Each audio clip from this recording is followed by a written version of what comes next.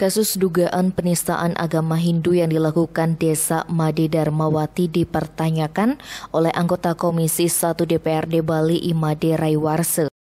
Pertanyaan-pertanyaan yang muncul dari masyarakat saat ia turun ke lapangan tidak luput dari kasus tersebut, sehingga ia berkeinginan memanggil Kapolda Bali guna mempertanyakan kasus tersebut.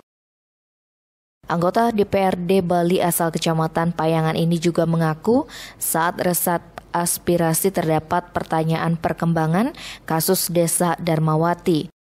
Hanya saja ia pun tidak bisa menjawab karena kasus tersebut sudah ada di ranah kepolisian.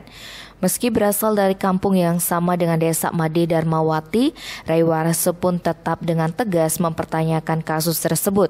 Akan menjadi tambaran baginya jika kasus tersebut tidak ada ujung pangkal penyelesaiannya di kepolisian. Paling tidak mendapatkan keterangan dengan perkembangan kasus tersebut agar diketahui oleh masyarakat. Tim Bali Express melaporkan.